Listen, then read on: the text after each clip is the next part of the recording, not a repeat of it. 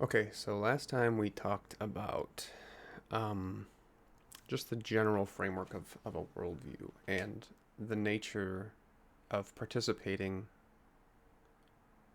in the reality of worldviews existing and how we all have them and how we all employ them, even if we don't necessarily think about it, um, and how our ability to be inconsistent has no bearing on the reality of certain things manifesting as truthful. Um, so a really important component to this would be we really need to harp on the fact that I'm going to discuss the nature of being consistent behind the worldview that you operate in. So, for example, I believe that the universe was created by a personal creator that is timeless, spaceless, immaterial, powerful, and personal, right? So I try to live that consistently in my life and to apply those underlying principles to the best of my ability throughout everything that life touches for me. The point of the argument and the thing that I think that gets missed in this particular form of debate is that just because someone cares about a topic or believes a certain thing or has a strong opinion about a topic far down the road from your origin doesn't mean, and just because they have an answer that is coherent doesn't mean that they're being consistent. You can say true things while your underlying structure of or your foundational beliefs about things are completely inconsistent with your conclusion. And so this isn't I'm not even going to address the myriad of ways you can be inconsistent because it's impossible. I could never touch all of the different things everybody could believe. It's just important to recognize that the reason I'm putting these into these dichotomous structures where I'm basically only pretending like there's two different perspectives is because I believe consistency is important. And so, if consistency is important, it's important to discuss what the underlying foundations are and then the logical ramifications that consistency yields, right? So, I'm going to function sort of in this, like I said, like a dichotomy because I believe that that's the way that it should be. You are either consistent, meaning that you follow the sequiturs, the logical sequiturs, the chain of connections that you can make, or you don't. The second you do a don't and don't follow the chain, you become inconsistent, and it is impossible to establish all the various ways in which that could happen with the complexity of life. So we're going to focus on an underlying, and right now we're going to focus on an underlying foundational component that I believe is really the bedrock of everything that you believe later on in life. It informs every argument that you might make. Now, you could be inconsistent with your own perspective in certain areas, but we're going to pretend that the person, the interlocutors that we're going to use, so the one that represents my perspective, this fake person that's going to speak on my behalf and debate with the other person, that both of them are being consistent, right? Meaning that they hold themselves to the standard with which their foundation enables them, right? That's an important component of this, and I think it gets really, really overlooked. So I want to start this, as I said in the previous one, that I was going to explore something that I believe is foundational to the entire thing. So we talked about the logical application of consistency, the reality that we all use worldviews, what it means to be coherent, consistent, to correspond to reality, all of these different components. Now, this is what I believe is the true pivot point that informs everything, all sorts of decisions that you make down the road. Um, and I'm going to approach them in a manner that demands consistency from both parties. Okay? I think that's fair. I'm going to demand consistency from myself, and I'm going to demand consistency from my opposition, my fake opposition. So I want to read something. This is a quote from Stephen Hawking, um, and it's about the origin of the universe. So there is a term, it is called an axiom. An axiom is a self-evident truth. It's something that is assumed to be true. It appears, it almost validates itself. So the concept is that time does not appear to be an illusion, although it could be. It is a self-evident fact that time is unraveling. It is moving perpetually forward. I'm not going to get into the entire philosophical unpacking of if time really is eternal and all that stuff. I'm not going to get into that, but we experience time in a way that seems to be moving in a specific direction. You don't really stop. You don't really go back and forth. You pretty much always go one way. It always seems to do what we would call, for lack of a better term, it advances, it moves forward. That is an axiomatic, a self-evident, commonsensical belief. That doesn't make it true, necessarily, but it appears it has the quality of self-evidence. So the commonsensical interpretation of that reality of time truly unfolding is that time started. Right?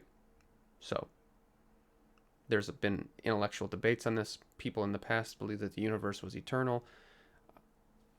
That doesn't mean that these discoveries aren't incredible and they're not awesome and that it's not phenomenal that, we managed to actually go through and prove these kinds of things. But I just wanted to highlight the fact that it's really critical, and a lot of these things that I'm going to discuss throughout the rest of this course, I believe them to be really rooted in common sense. They tend to be axiomatic, which is why we're called the bread axiom, because we believe that the truth of this stuff is almost self-evident, if not entirely self-evident. So let's just start with this one particular one. This is a quote from Stephen Hawking.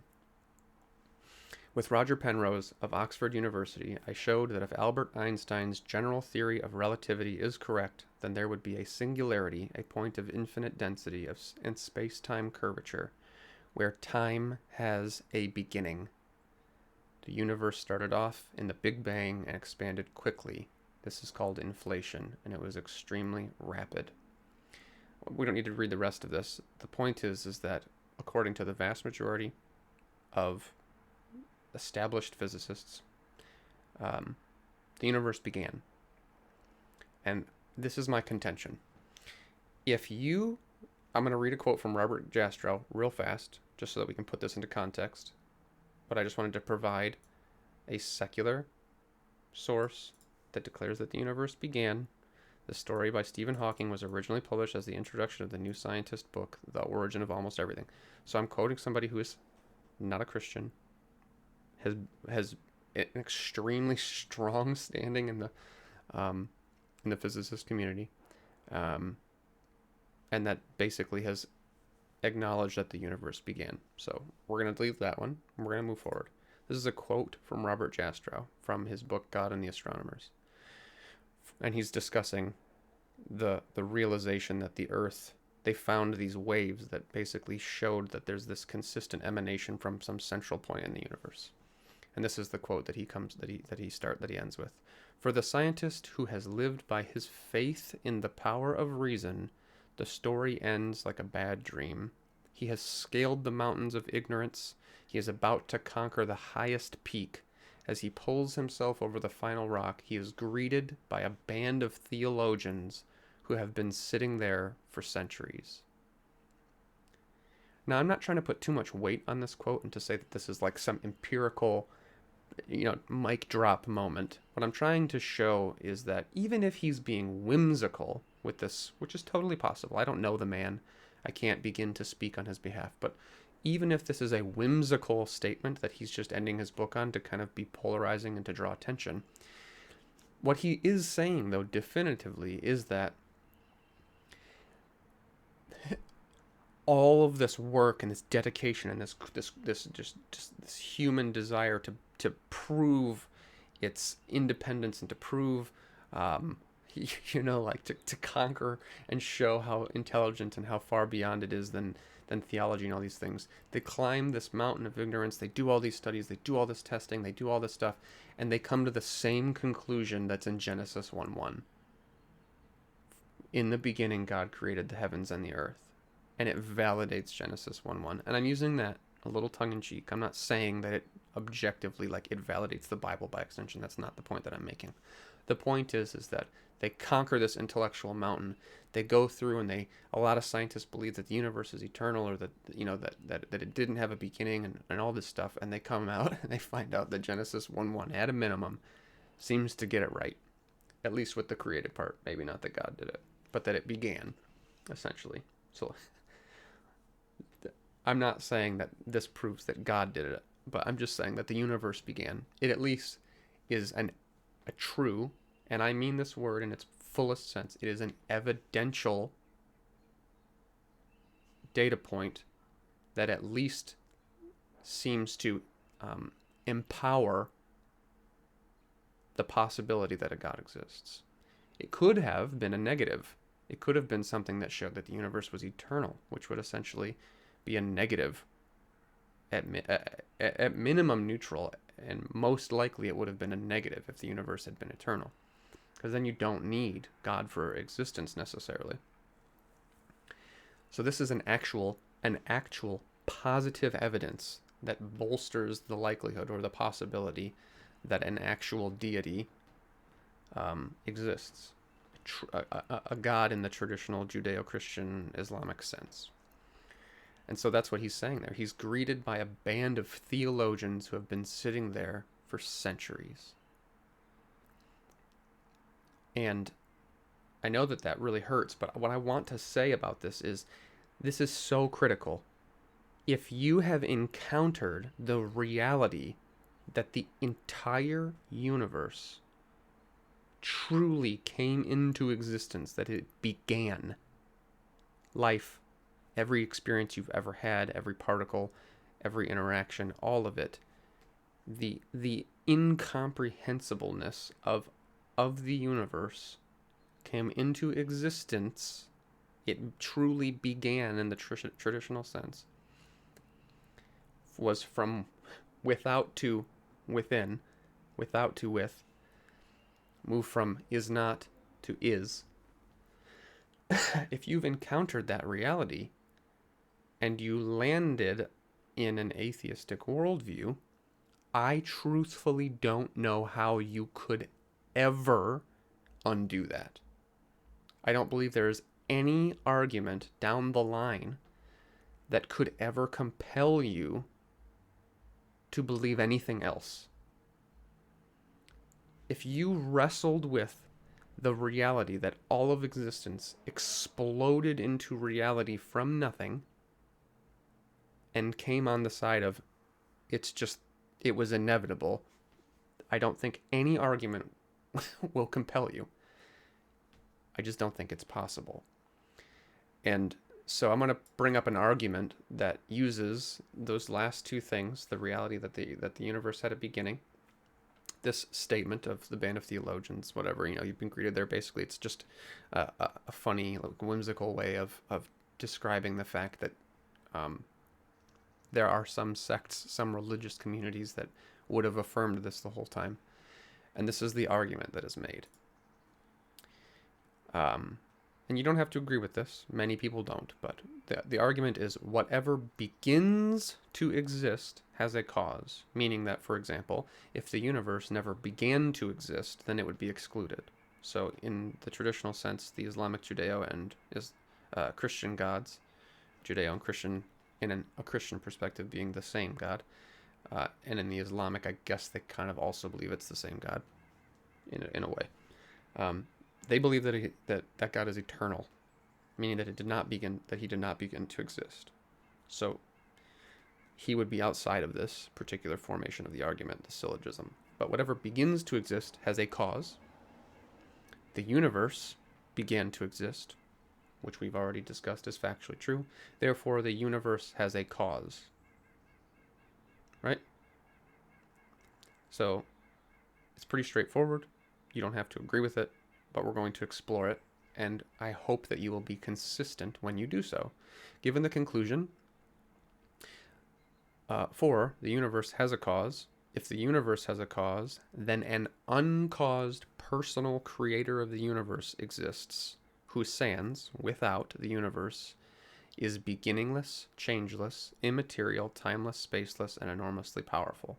I'm going to break down this particular portion of the argument because it's really important, even though a lot of people have heard this probably a lot of times. I don't know that they've necessarily had it set up in this particular manner.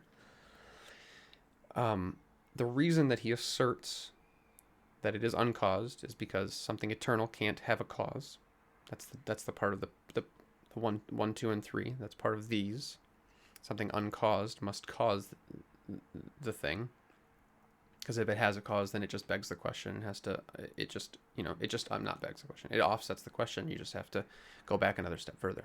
So he's uncaused and he's personal. The reason that the personal is attached instead of just like a deistic perspective, where a deistic perspective would be someone like a God that exists but doesn't care and is not involved, just like snaps his fingers and puts an ice cream cone in the universe and just lets it melt and then it's over. The reason that personal is asserted is because there are laws and order and morality came to be. There are relational qualities. There are emotional qualities that are, again, these are all relational things. They're personal. Morality is intrinsically personal. So that's why the personal is attached. I know that a lot of people might not like that instantaneous assertion, but it's an extraction from the reality that persons exist and that there are these relational qualities in the universe and that they just exist. And then he's beginningless, again, part of the first 3 premises. Changeless, because there are laws that seem to be truly deterministic in a sense. Immaterial, because material, time, and space all came into being at the same time, and energy. Energy would be the fuel that makes things go. So if God created all of the energy in the universe, he must be incredibly powerful. So immaterial, timeless, and spaceless. He's not made of material because he created all of material. Material is dependent upon it. He is timeless, spaceless, and extremely powerful. Therefore, an uncaused personal creator of the universe exists, who sans the universe, is beginningless, timeless, changeless, immaterial, etc. And so the point of this is, if something begins to exist, and then this thing does exist, or did begin to exist, it has a cause. And then it's, what is this type of thing? What qualities does it have? Therefore, the cause must have those qualities. That's really the framework of the argument.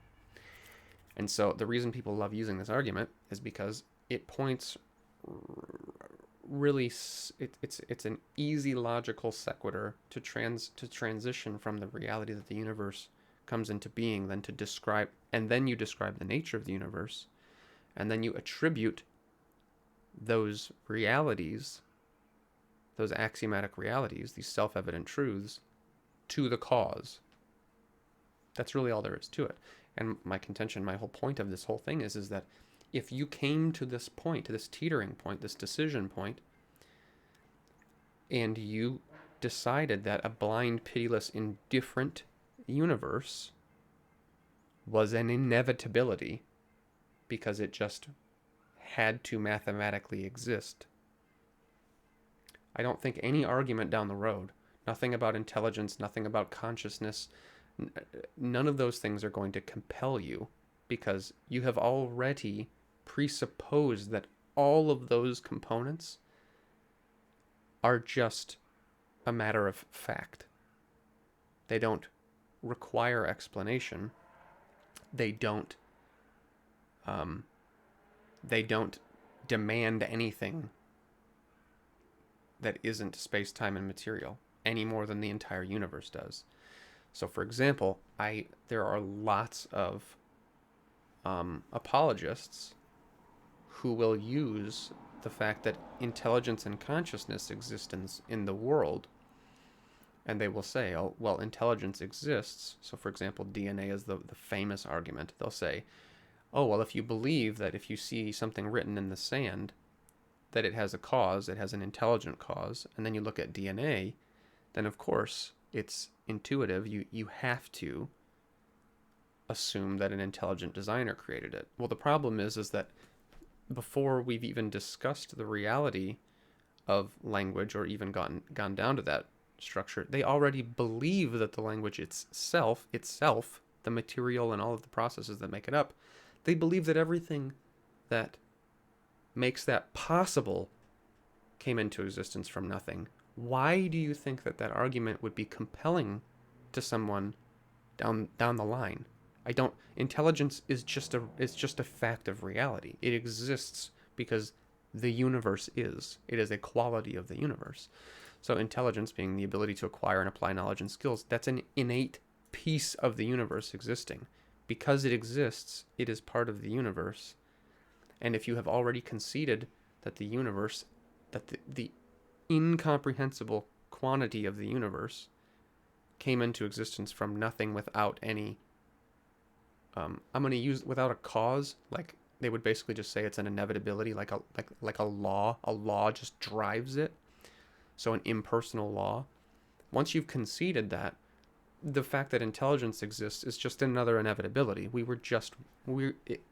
There was never not going to be a universe that didn't produce this set of qualities. Same with consciousness. Maybe there are infinite universes where consciousness and intelligence don't exist, couldn't exist. But because there are an infinite number of possibilities that make all universes possible and inevitable, the fact that these qualities exist in this universe can't possibly be compelling. There's nothing about them that could compel you. They're a statistical inevitability. You've already conceded that something that is beyond impossible and incomprehensible just is because it's inevitable. So anything down the line from that is never going to compel you. It's not possible. Which is why I believe that if you stood at the pinnacle of that decision, there's nothing that can compel you. There's no reality. There's no evidence that's going to change your mind. You've conceded. If you weren't blown away by the reality that the universe came into being and it instantaneously dropped to your knees and said, which God did this, right? If that wasn't your first reaction, I don't think you're ever going to go back to that by some other argument or by some other evidence like this. I don't think you're ever going to do that. There's really no reason to. And so I'm going to make a point, and it's what I would consider this to be maybe not frivolous, but trivial, or it's a waste of time in my opinion. But I'll still make the comparison. The only argument I can see from the studies that I've done and like the things that I've read and all of the debates that I've watched, there is one argument that I think that I've never heard made that I think could possibly bring you back. And it is this particular thing. It appears to me to be true from Lawrence Krauss and other physicists that I've watched that have debated this. And you'll have to forgive me, he's the most famous one. There was a panel of them that were all talking. Neil deGrasse Tyson led the board, and there were several of them, but I'm not personally familiar with them. Not because their work isn't awesome. Most of it, I won't even lie, is over my head. But the general approach seems to be that there is a law behind the universe. A universe generating law, an impersonal one, that has infinite statistical capabilities at its discretion. It can just, not at its discretion, that makes it personal, but it has access to an infinite number of possibilities. And it's a law that just makes things inevitable. The one thing I think can possibly bring you out of this is I would encourage you to try. So, for example, I think it was Stephen Hawking that basically said that gravity explains the entire, like, how the universe came into beginning. It came to be. Like, all you need is the universe to basically prove that the universe was inevitable. Gravity. The one thing that I will say to that is, you try to explain to me what gravity is without all of the is that came into being. Because it presupposes that gravity exists, but as far as I can tell, gravity seems to be codependent upon the things that exist that make it make sense. So, mass proportionate force of attraction among matter. Explain to me gravitation without matter or mass or force. They're codependent. To me, even if you had a mathematical equation, you would have to remove the labels from the equation and then still arbitrarily or presuppose that those labels are still in place. So, for example, what is it? The law of relativity. E equals mc squared, right? And I just want to look at what it E equals mc squared. Energy equals mass times the speed of light squared. No energy, no mass, no speed of light. Explain that law without any of that existing, and then call it inevitable. Say that some law that governs the nature. So this would mean that you would have to be able to, in a non-evidential capacity, because you couldn't ever prove something that isn't contained inside the universe, right? Like we have access to space-time, material, and energy, right? You would have to prove something that isn't contained within those characteristics of this universe. That thing would have to exist outside of it as the thing generating them, and it would have to have access to the characteristics and the qualities of all of those things that came into being, and it would have to govern them. So if you can't reconstruct any of these laws without their labels and concepts, because they came into being, matter and energy and space and time came into being at the same time. If you don't have access to those phrases, meaning the universe generating law, if it doesn't have access to those things because they didn't exist, how do you explain them? They're codependent. It's the same general concept. The law of thermodynamics describes the relationship between thermal energy or heat and other forms of energy, and how energy affects matter. The first law of thermodynamics states that energy cannot be created or destroyed. The total quantity of energy in the universe stays the same. The second law of thermodynamics is about the quality of energy. It states that as energy is transferred or transformed, more and more of it is wasted. The second law also states that there is a natural tendency of any isolated system to degenerate into a more disordered state. Now, I'm not trying to say that this law doesn't exist. That's not my point. My point is describe this law, reconstruct this law without presupposing all of the things that we have proven did not exist, that came into being. Take energy and matter and conserve and heat, take all of the thermal, take all of those words out of those sentences, and then explain that. Describe the law that governs those things that don't exist. This is the only argument I think that could possibly compel somebody to uproot, because I don't see how that makes any sense.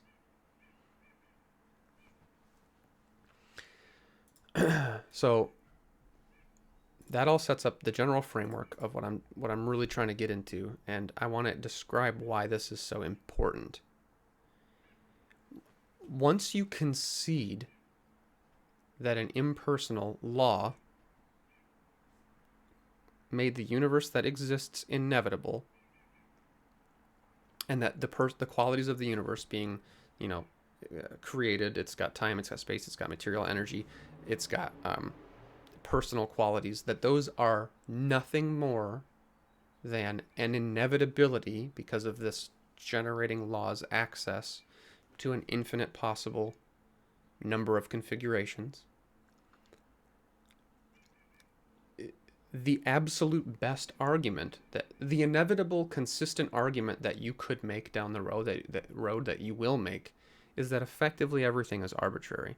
The only appeal that you could make to any kind of objectivity is that because this universe, in its one configuration of infinite possibilities, has laws or has rules, this is the only appeal that you can make, is that because personal relationships seem to exist, albeit that they are effectively an illusion in the grand scheme of all universes, this was just an inevitability. It was always going to happen. And it was effectively impersonal and arbitrary. The only reason it made it this way, even though there are infinite other ones where it does not exist in any capacity, the only reason that this is the appeal, right, is that because they exist, we should abide by them. So, for example, this would be, in my opinion, this would be a consistent argument for morality. You would basically have to say, well, we are beings who have created morality or discovered it. I don't really understand how you could discover something that's not intrinsically included. We have subjectively created it, which I think is the most common and consistent answer. This is where you get into inconsistencies, you get into absurdities. You invalidate, you've already conceded that the most miraculous, insane thing possible to comprehend is just an inevitability, and you've conceded that. So I don't even know how you would continue. What do you even define as consistent? Because to me, when you stand at that precipice and you decide nothing made this, that's the end of consistency. You lost before, not lost, I don't mean it that way necessarily, but like you vacated or you voided consistency at the moment of the beginning of the concept. I don't know a better way to describe that.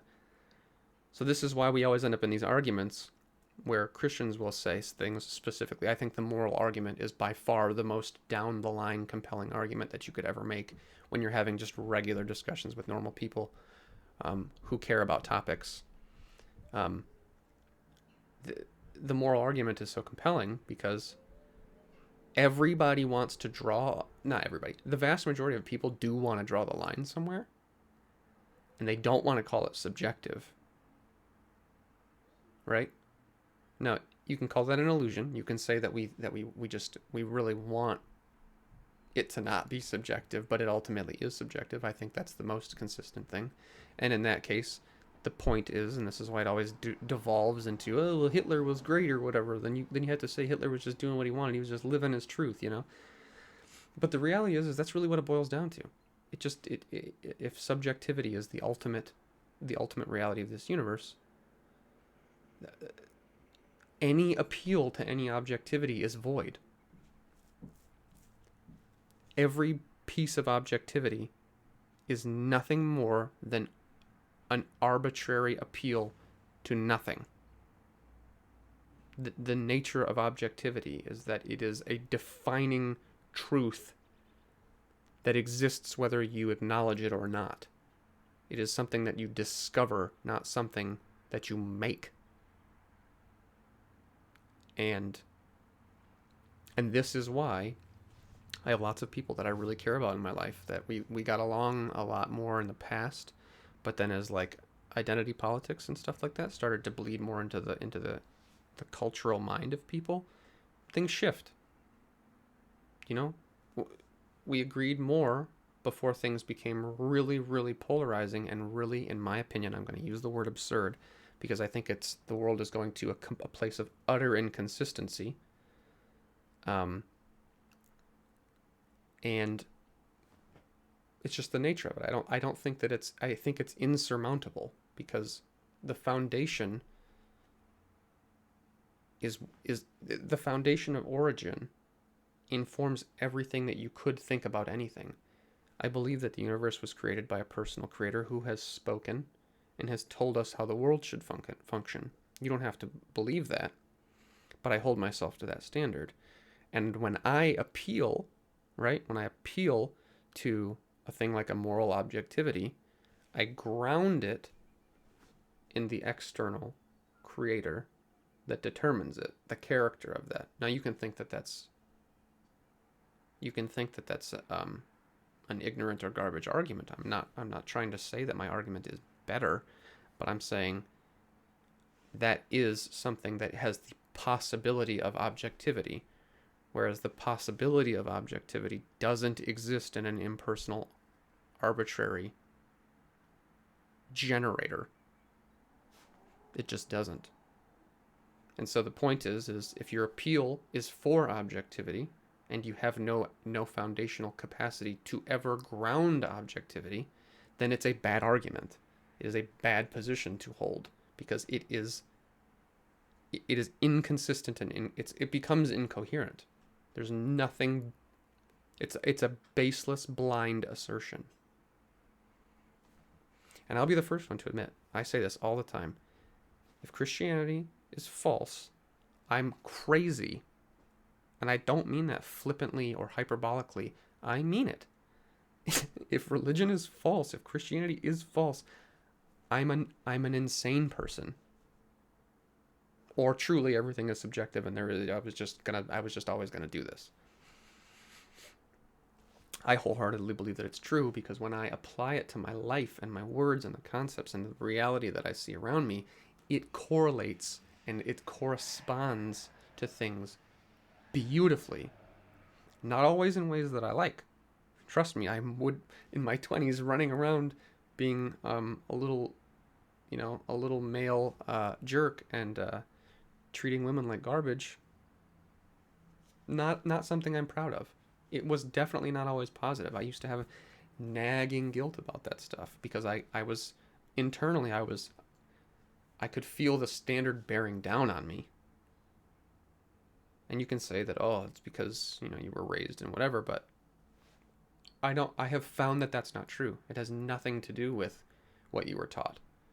There is no additional merit in changing or uprooting your raised bias. There's no extra credit that you get because you changed your opinion from what you were taught to what you now think. That isn't extra merit. It just means you changed. It doesn't mean anything else. So the fact that I was raised Christian, and then what I would consider heavily left it and lived like it did not exist, and then came back, that's as much a credit as completely switching and suddenly believing Hinduism. People have this disposition to believing that because they have changed their mind from their parents' upbringing, that somehow that validates it more. And that's just absurd. So, for example, they'll always say that, not the genetic fallacy, but what's that one that's constantly used where they say, if you were raised Muslim, you'd be a Muslim. Well, what about all the Muslims that aren't Muslim? What about the ones that were raised Muslim that aren't Muslim? What about the Christians that were raised Christian that aren't Christians? I mean, in the United States of America, I would assume the vast majority of atheists were probably raised Christian or Catholic. Like, Catholic is the most common that I run into. Were probably raised Catholic and are now atheist. So you invalidate your own argument, or what's your point? You're superior because you changed your mind? Now, I know that that's not necessarily what they're trying to do. I'm not even criticizing it. I'm just talking about consistency. I'm just saying, hold yourself to the standard that you hold others to. So, a really common thing, and the reason that I'm harping on this, the reason I think this universe beginning, this origin story is so important, is because people will nitpick.